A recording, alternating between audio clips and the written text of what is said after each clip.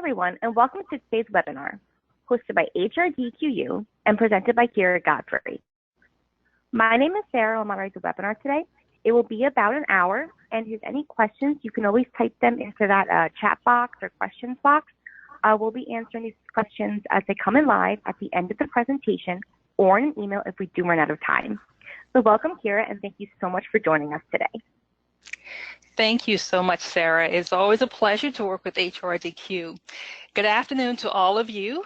As Sarah mentioned, my name is Keera Godfrey, and I am delighted to be your facilitator for this session entitled Using Personality Style Assessments in Training. I have personally used personality style assessments in my training sessions, and so it's a pleasure to talk to you about this subject. We have a lot to cover, so let's get started. So here's our agenda for today. We'll talk about what are personality style assessments, what they are not. We'll talk about why use one, and we'll also mention and go in depth about the 4 dimensions of the Jagerian theory. We'll also talk about the strengths and weaknesses of each, and then also some clashes of those preferences. And then we'll also end with talking about some applications of personal style awareness, and then we'll have a question and answer session at the end. So for this session, I'm asking that you please have a piece of paper and pen handy, and you'll need it to keep track of each of the traits as we move along. So let's take a quick poll. I want to find out a little bit more about my audience today. So let's see, who do we have joining us today? So if you can look at the poll and just let me know, are you a trainer, an organizational development designer, or an HR specialist, a manager, a sales representative, or other?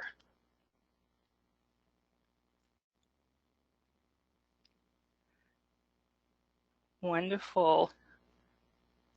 All right. Okay. Well, good. Thank you guys for joining.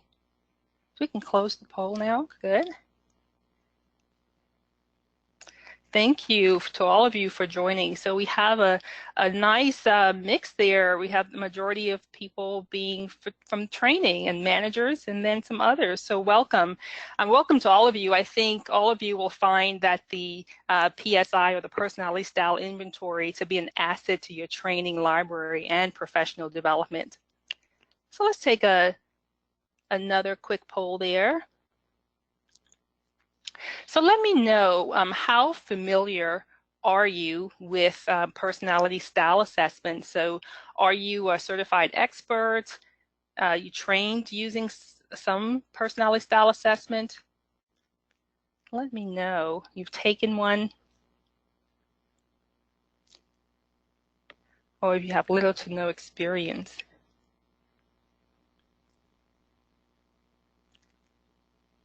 Excellent. Perfect. Okay. So yeah, we can close that there, and let's see. So yeah, a majority are have taken at least one as a participant, and also trained using some.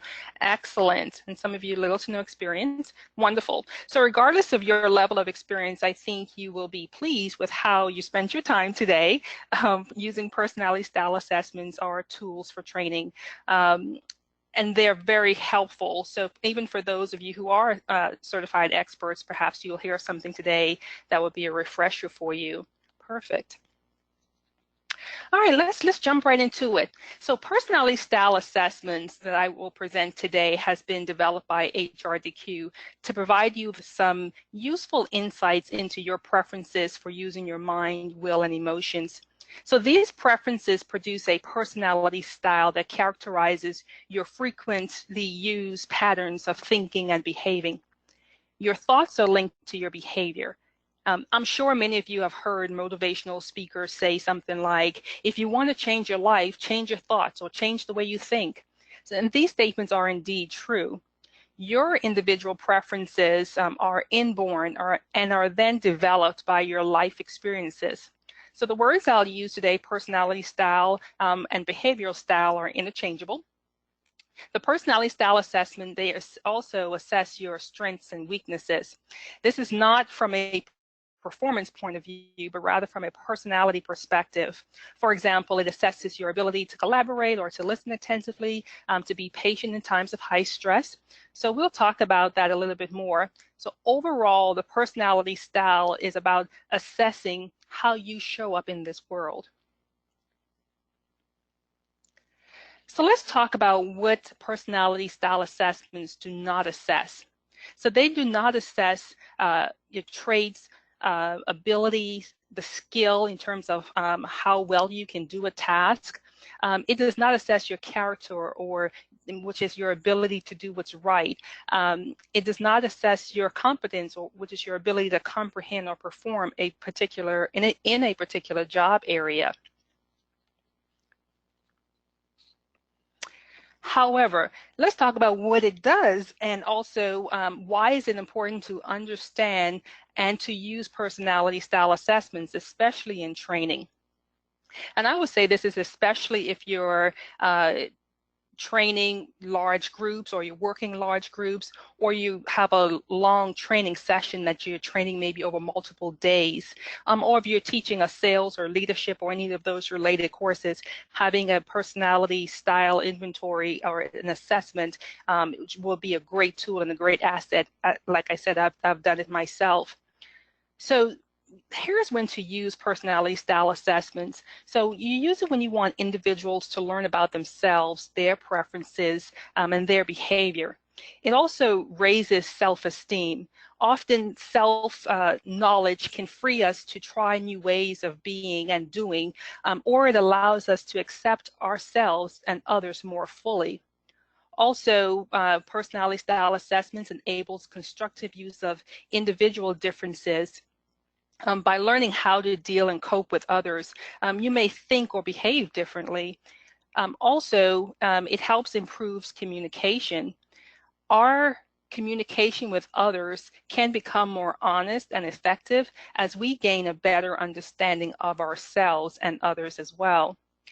Also, it leads to effective conflict management, especially when we realize we are all of the traits I'm about to show you, and then we get to see it from another person's perspective. Also, having the personality style assessments also help you to provide insight for how to influence others effectively. Here we can learn how to approach and work with others more who may think differently than we do. And finally, for professional development, the more you can work with people who are different or who think differently than you, now you open yourself up to new opportunities, and in some cases, new opportunities will find you. So all of these are critical when conducting leadership training, project management, basically anything involving training people to interact with colleagues or stakeholders. The 4 traits in the personality style assessment, or the inventory, I'm going to share with you were first described by Carl Jung in 1921 in Psychological Types, which is volume 6 of his collective works. Jung developed these categories from decades of observations of his clients and his clinical practice as a psychoanalyst.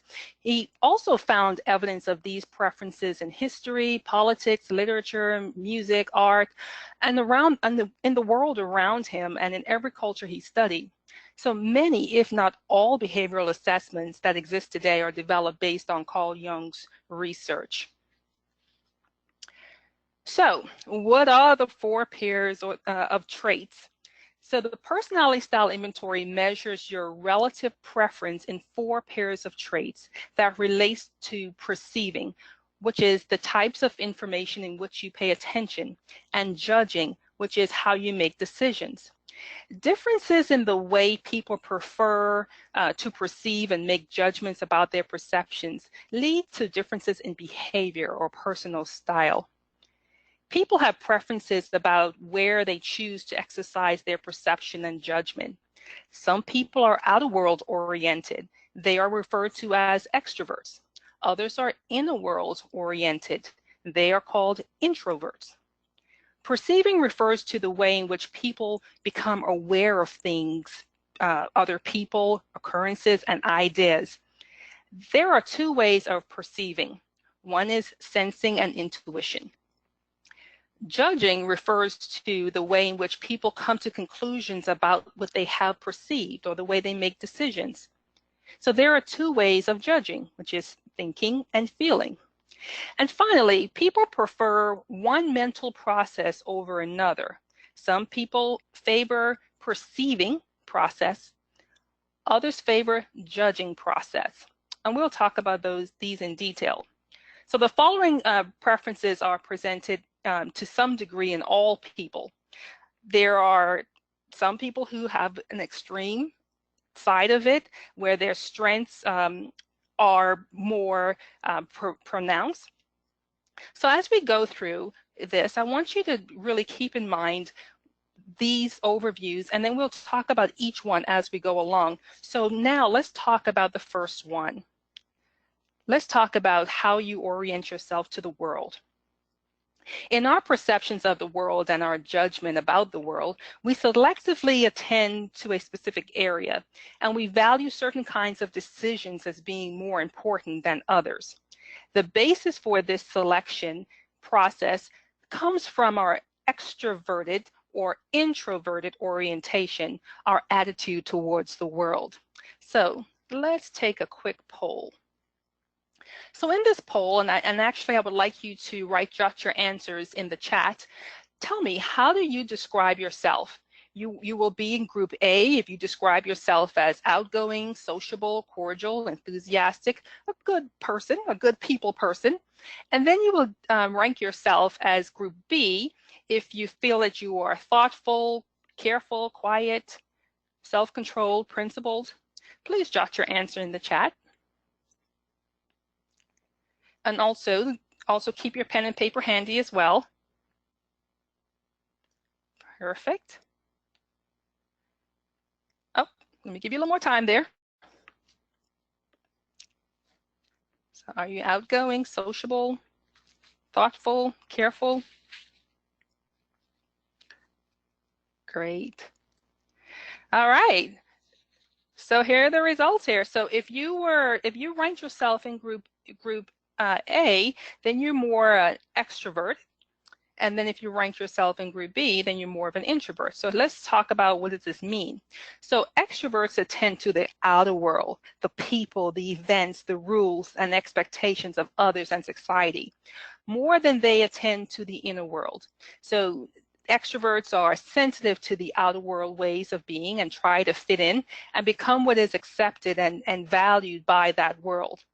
More dominant extroverts must interact with and observe the outer world to find out what its expectations are of them, so that they can move comfortably or more comfortably towards these expectations.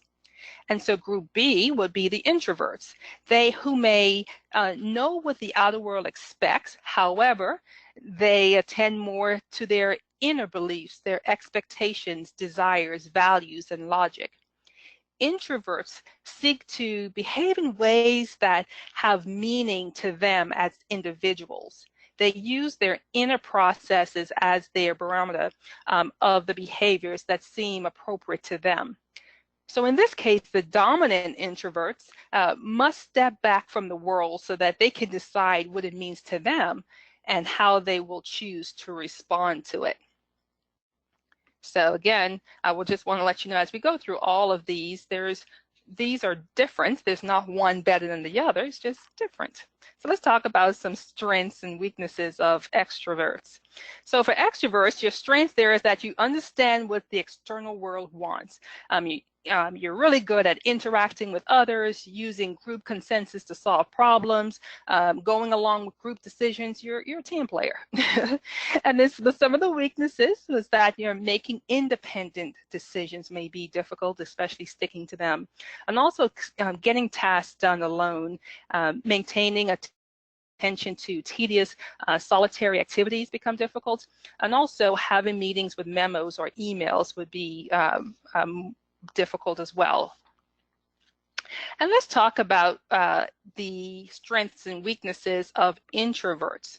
So some of the strengths are definitely working alone, that independent thought, that non-impulsive, that reflective action, the ability to concentrate, working with ideas, having clear direction. But then sometimes in a team setting, there may be a weakness, which is being aware of the world around them, sometimes missing opportunities because of that, because of not being aware, and then not making the critical input to influence decisions, and sometimes because you're into yourself at some moments. And then not establishing context for ideas so others may relate and accept them more easily. So in your mind, it all makes sense, but sometimes introverts neglect to share the context for those ideas. So as we look at introverts and extroverts, so this is where the conflict may come in. So extroverts may see introverts as standoffish, unpredictable, and moody, whereas introverts see extroverts as loud, pretentious, unprepared. Although our culture has placed a premium on extroversion, as it seems, there is nothing inherently negative or positive about either orientation, like I mentioned. However, this is another area in which our differences clearly serve as a basis for conflict and misunderstanding in some cases. So it's important to recognize these differences and then learn how to work together.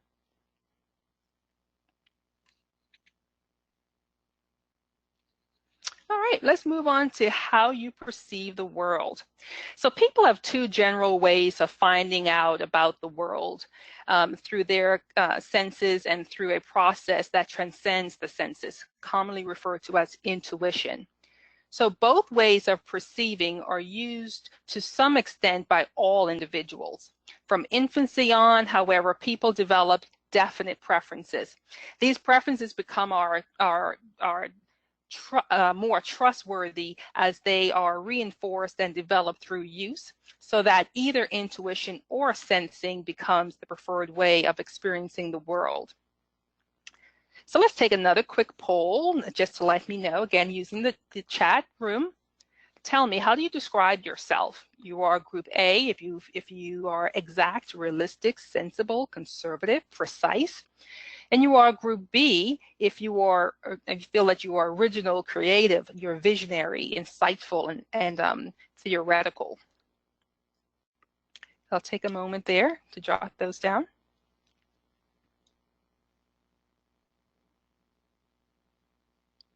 Perfect. Wonderful. Okay. All right, so if you said that you were group A, then you're considered sensing.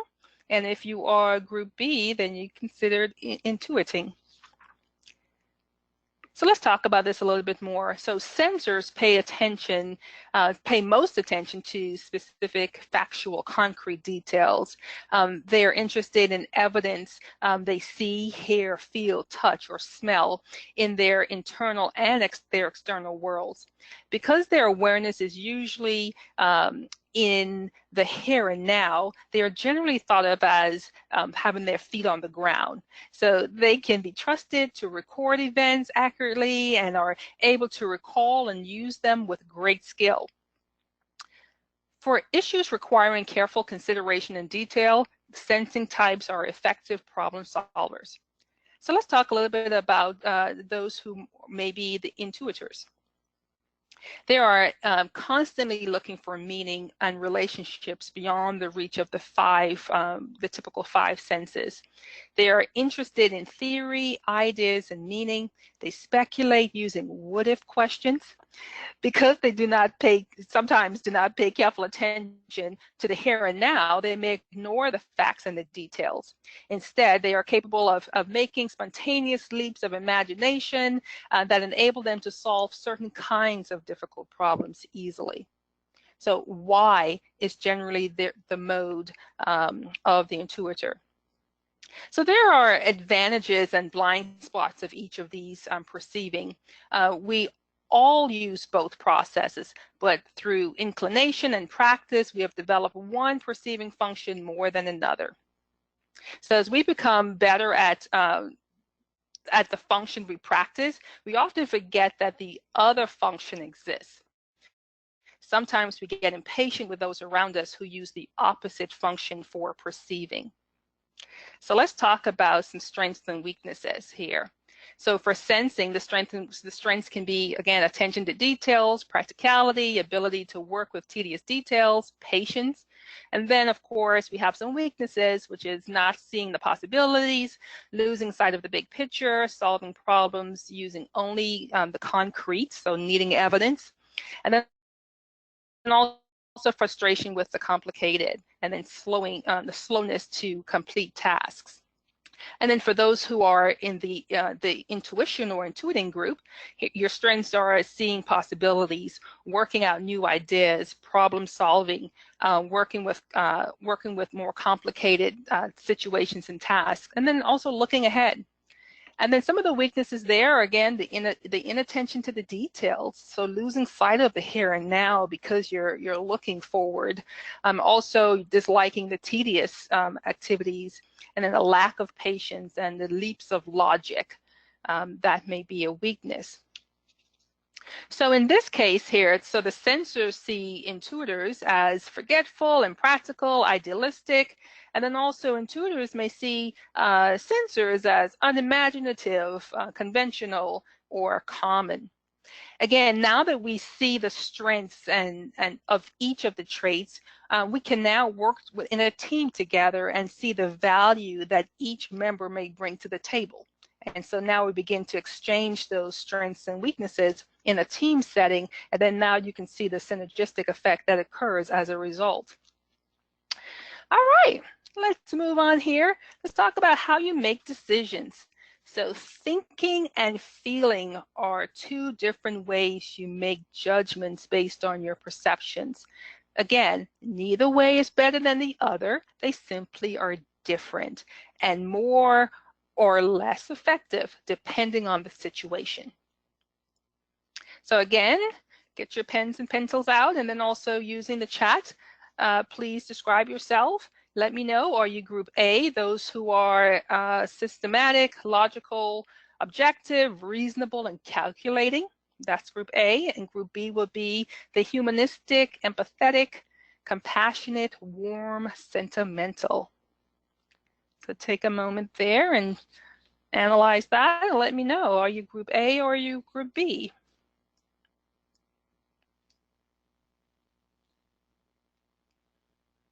All right. I know some of you thinking, hey, I feel like I'm in a therapy session. Yes, you are. All right, let's move on here.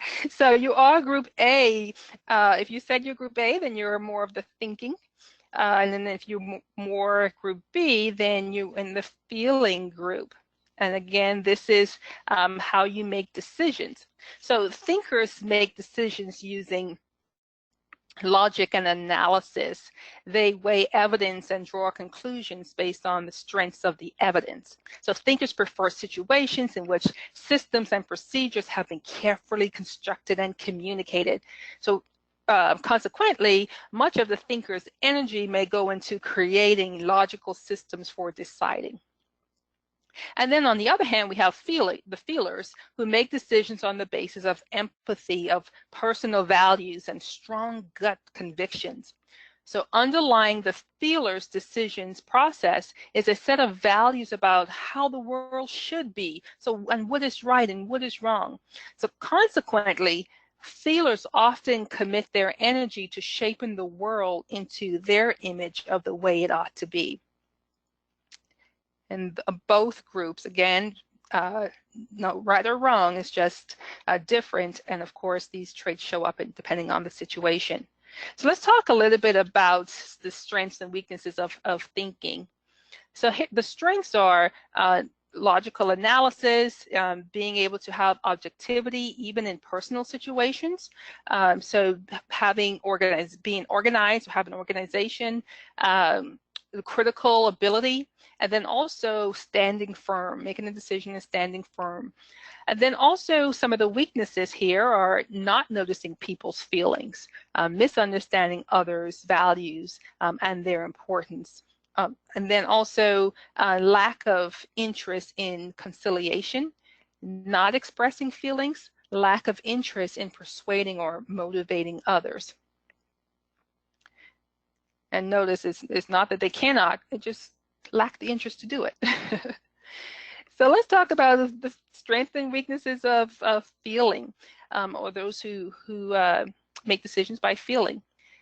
So some of the strengths are considering others' feelings, then also understanding needs, values, and feelings of others, interest in conciliation, ability and interest in persuading and arousing enthusiasm. And the weakness here may be not being logical, not being objective, being organized around values rather than, around values rather than logic. And then also being uncritical and overly accepting, and then also basing decision on values and feelings alone. And in some cases, the thinkers see feelers as irrational, gushy, senseless. And here, the feelers may see the thinkers as unfeeling, impersonal, and stoic. Again, as I mentioned before, there is value in both ways of making decisions. It is important to see the differences in a positive way and to learn to work together to accomplish the project or a task or meeting the goals. So now let's move on to your attitude towards life. So almost all of us have developed a general mental process that we use in our daily lives. Although we all must make decisions every day, some of us are more interested in data collection process, the perceiving, and some of us are more interested in the outcomes or the judging. Let's quickly take another poll. So tell me, how do you describe yourself? You are group A if you're firm, decisive, self-assured, planned, determined.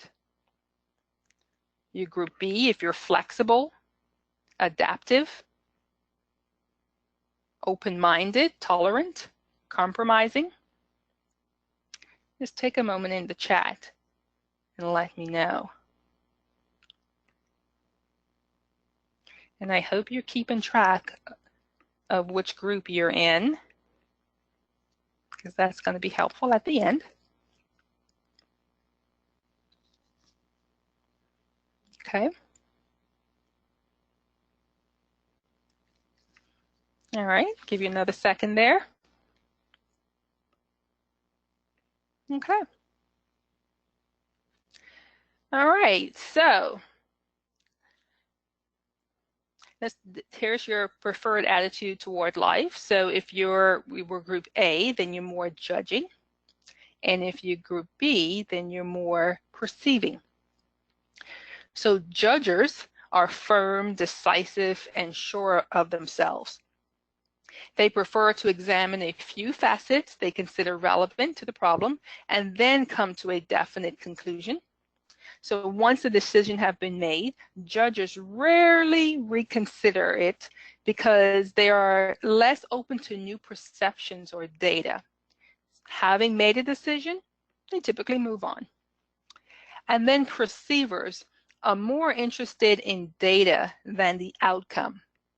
They prefer gathering information from many sources and remaining flexible and non-judgmental and adaptive to new or conflicting data. Even after perceivers make a decision, they are willing to reconsider it and continue to be open to the possibility of change. So I'm sure many of you now are sitting there and you probably do feel like you're in a therapy session here and you can identify with some of these and you're saying, oh yeah, I tend to do that. So good. I'm glad you're feeling that way. So let's talk about some of the strengths and weaknesses of judging. So for judging, some of the strengths are being able to decide and being able to plan, making quick decisions, also being willing to evaluate standards and expectations, and then also approving whether or not criteria has been met. So especially those who are more in a quality control situation, being able to judge and make decisions. And then also here, some of the weaknesses being unyielding, stubborn, some of the weaknesses being unyielding, stubborn, lacking in the ability to adapt or adaptability.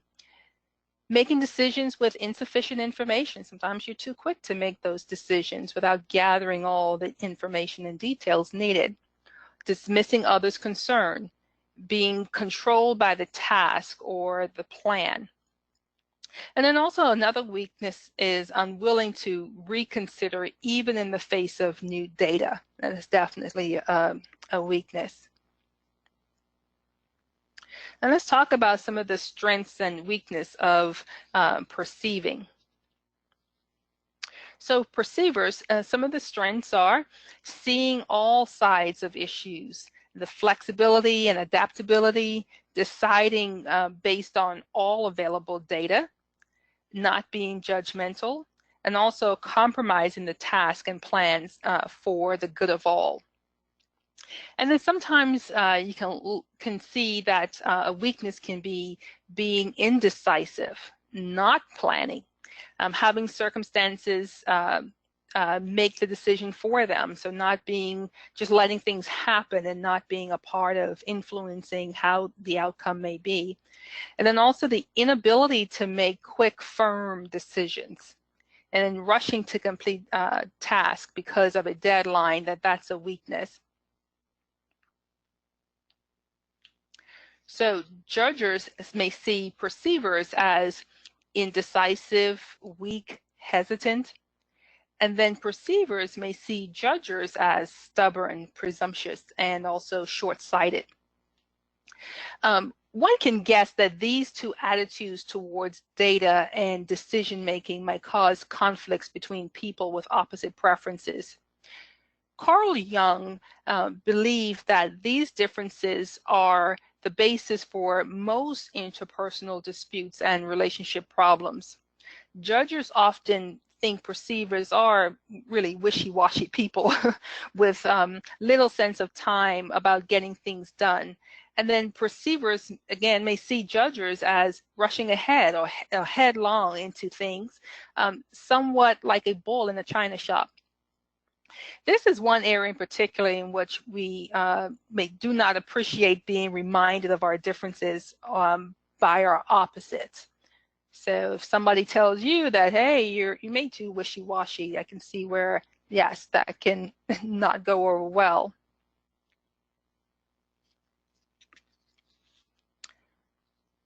All right. So let's summarize what some of the things we've talked about, and I want to make sure that you have noted your groups as we summarize here. So we talked about that there are four pairs of traits. One group or one pair being how you orient yourself to the world. Another being how you perceive the world. Another being how you make decisions. And then your attitude towards life. So let's review those really quick. So people have preferences about where they choose to exercise their perception and judgment. Some people are outer world oriented, and again, they're referred to as the extroverts. And some people are inner world oriented, and they're called the introverts. So again, on your sheet of paper, make sure you note which one are you. Are you more the extrovert or are you more of the introvert?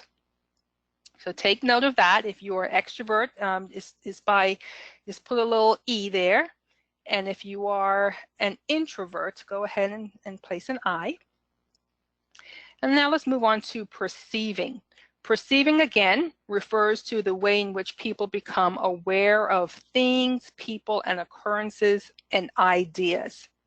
So there are two ways of perceiving. We talked about sensing and also intuition. So if you are on the sensing side, just put an S.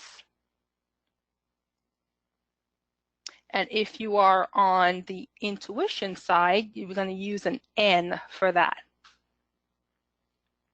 Okay.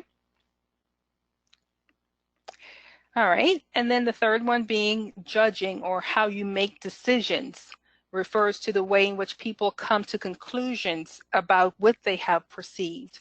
So you perceive something and then you decide what's the conclusion about it, how you're going to make a decision.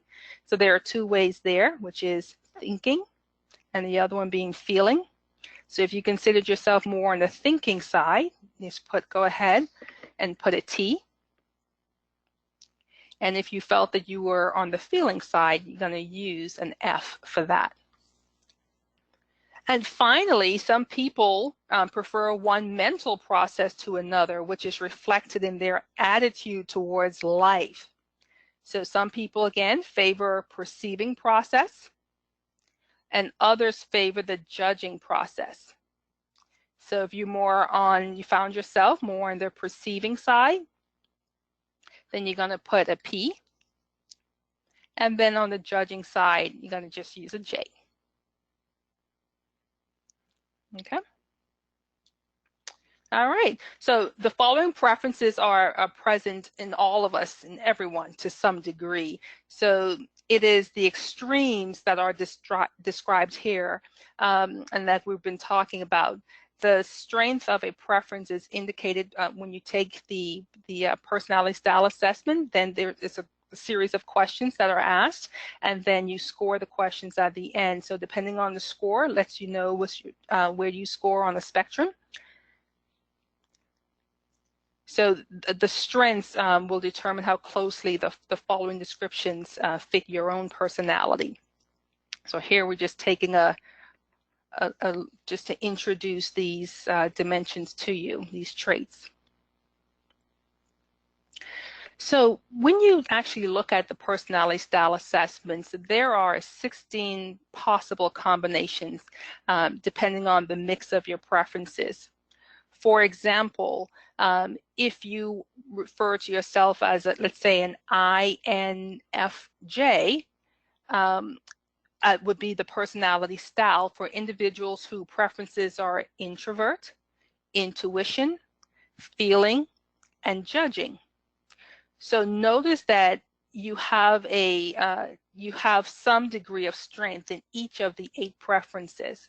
So looking at the slide now you can look at from the big picture, what's your personality style and what's your personal style or behavioral style.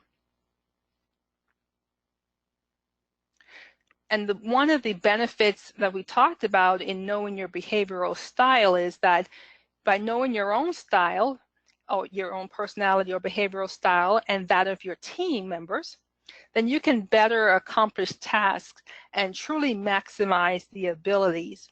For those of you who are trainers, especially if you're training over multiple days, let's say a 4-day or 3-day session or even a 5-day session, conducting this wonderful activity using the personality style assessments, even as an icebreaker on day 1, is wonderful because then you really get the team together or the group together, knowing each other, and then being aware of the strengths and weaknesses of the people that are in the room with them. And so now you're having team building exercises. Now you're able to work together a little bit better. The key is having you want your teams to be really diverse, have a diverse personality style, and then being able to understand that all these personality styles, we are all of these. However, in various situations, one style or one trait may become more dominant than the other. So then we get to recognize and see then the person that I may have conflict with, that the introvert may have a conflict with somebody who's an extrovert, and it's okay, but then they understand that, oh, in some cases I do behave more of an introvert, but there are some cases maybe around family or people I know, college roommates, that I become an extrovert. So we are all of these, and we get to appreciate each other's strengths and weaknesses and work together to achieve a common goal for a team or a project, or even in the workplace, and sometimes at home as well. So for me, I can use my my personality style. It becomes INTJ. And I won't tell you, interpret what that means for you. But that typically means that, yes, I am more of an introvert. But in some cases, I do display traits of an extrovert.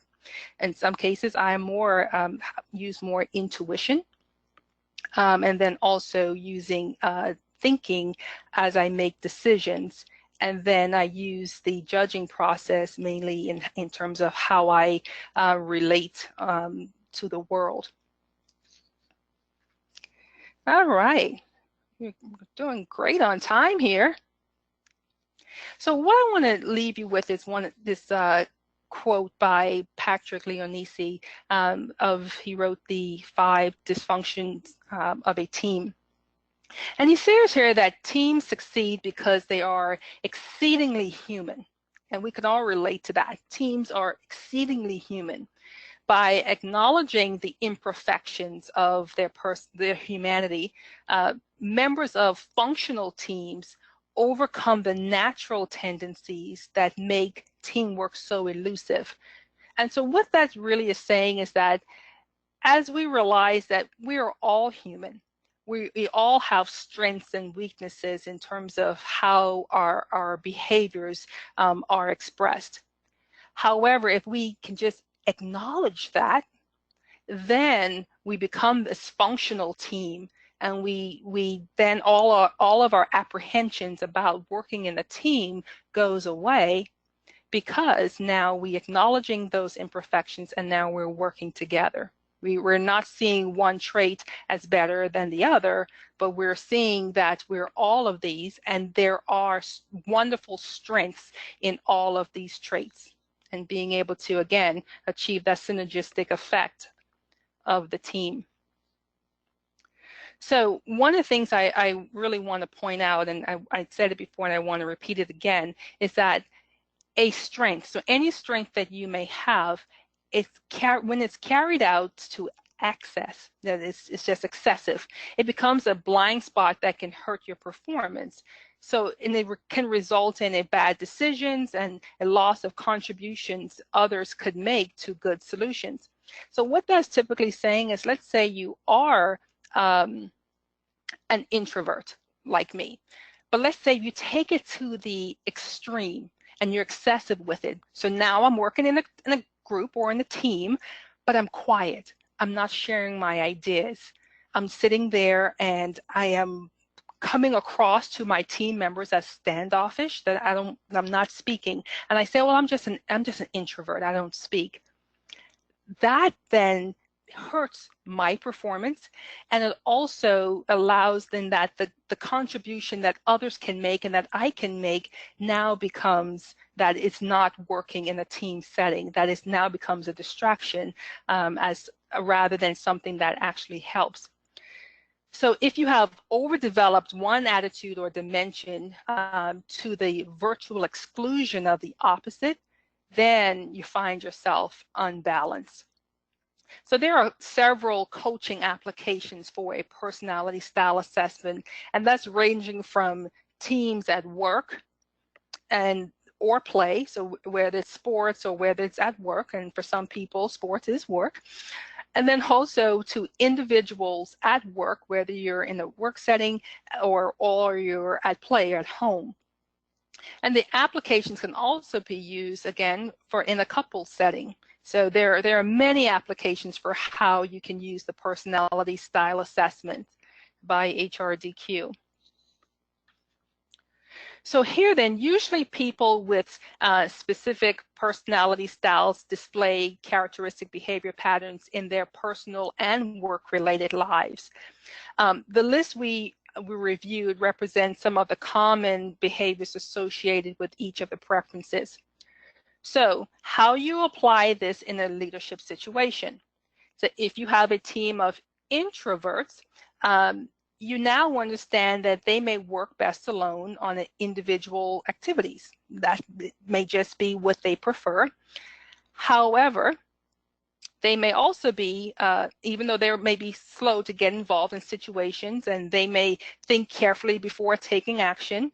So as a leader then, you can also point out that, hey, perhaps you can work alone first, and then come together to share those ideas. And so that may be a wonderful application of how you can use the personality style assessment, and then also being able to develop your skills and knowledge in this personality style assessment. So when you are actually working as a team, you know how to pull out those strengths of your team, and knowing how to better match your team members together in groups so that they may be able to work together more efficiently. So it becomes a wonderful, wonderful tool for professional development for leaders.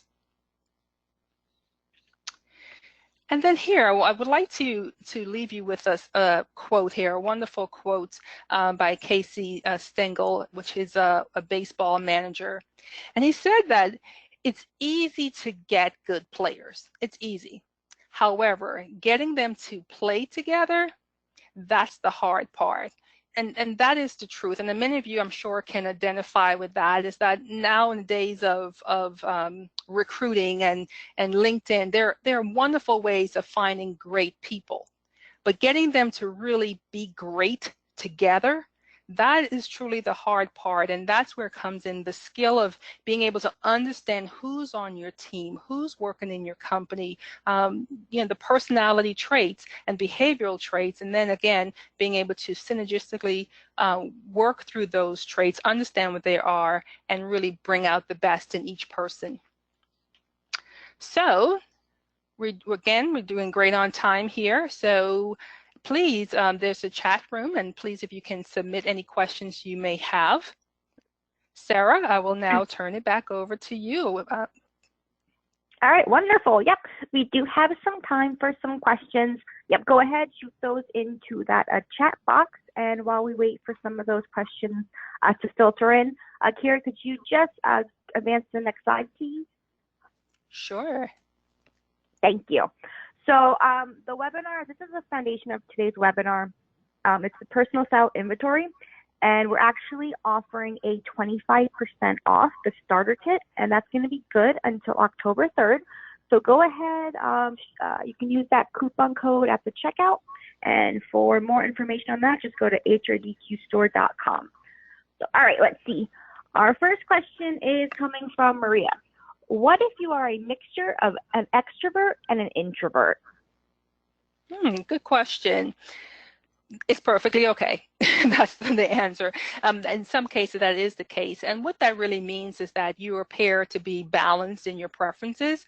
So for all of these traits, it may depend on the situation when a particular preference may become more dominant. But having a mixture of extrovert and introvert, that's pretty common, and you'll see that show up in the scores that you take when you do take the inventory. You'll see those scores show up, and you'll see it's more midline or more balanced, and that's all it means. And it just means that, hey, you're pretty balanced. But however, in some situations, one of those, you may be more extroverted in some situations and more introverted in the other, but it also depends on how you answer the questions. But being balanced, that's common as well. That's perfectly fine. Good question.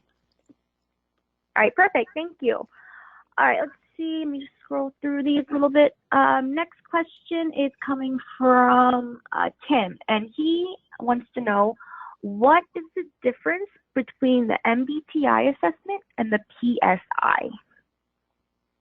Okay, so MBTI, so that is the Myers-Briggs type indicator, I think it's called. And so what that is, it's a psychological assessment. It's another assessment, but to use that assessment, it really is more restricted to, you have to be a certified professional to use that. And they also use 4 letters as well to describe the outcomes. That assessment is well over 90 questions. It's pretty long and intensive to actually do that that assessment. However, the personality style assessment by HRDQ, it's offered online as well as a paper assessment, and I find it to be quick and easy to use. So especially it's more conducive, especially for a training session, or even like I said, a team building session. And then of course, no certification is required to conduct the personality style inventory. Yeah, good question. All right, wonderful, thank you. Next question is coming from David. How flexible can these 4 pairs of traits be? Sometimes it's not easy to fit in one category as we have characteristics from both. Yeah, I definitely agree with that. And that is common as well. And so what I find is that, again, that it just simply means that it is more balanced in the preferences. And so again, it does depend on what the user had in mind when they were answering the questions. But it also to know that, again, we are all of these. Depending on the situation, again, one trait may be more dominant than the other. But they are the categories, and they are really looking at 4 separate dimensions, but then also being able to really plan out, especially through the questions that's asked in the inventory, to really get to one or the other. And then again, from like the first question I was asked, there's sometimes that you may fall in between, and that's just showing a balance there.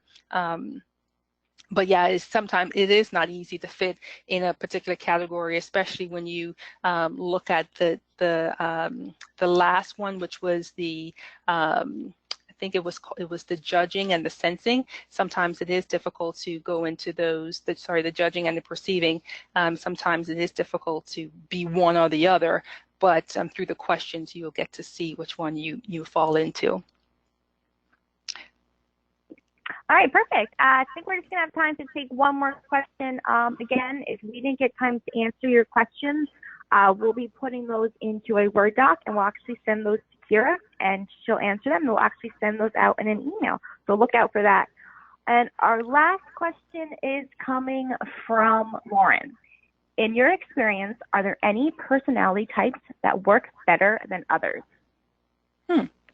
So I have found that the personality types, in my experience, I would say no. I will honestly have to say that the personality types that show up or the behavioral styles, it depends. It depends on whether there is an awareness of the other person, and it depends on the situation itself. If there is a task that requires attention to detail, if there's a task that maybe you're in marketing and requires that you be more less concrete and be more abstract in thinking about ideas. It all depends on the situation. Depends on the task that's ahead of you that will determine which personality types may be better to work together. But I can say that typically, if one person falls on we call more dominant. So if you have a more dominant extrovert and you have a more dominant introvert, then yes, they may have difficulty working together. However, if we show balance and we're able to talk about the differences and really to appreciate the differences, then that can be overcome quite easily in doing that. So yeah, I would have to say that it depends is the answer there. All right, wonderful, Keera. Thank you again so much. That was fantastic. That is all the time we have for today. Keera, would you just like to add any final thoughts before I just go ahead and wrap up then? Yeah, perfect. Well, first of all, I really would like to say thank you so much to all of you for taking time out to join us today for this webinar. Again, it is indeed my pleasure. I had a great time. I love talking about personality style assessments, especially the use in training. So again, like Sarah mentioned, if you have any questions, please submit those questions, and I will definitely answer those questions for you. I would enjoy answering those questions for you. So thank you so much again for spending some time with me today. I appreciate it. All right, wonderful. Thank you so much again, Keera. And everybody in the line, we appreciate your time, and we hope you found today's webinar informative. Thanks all. Bye.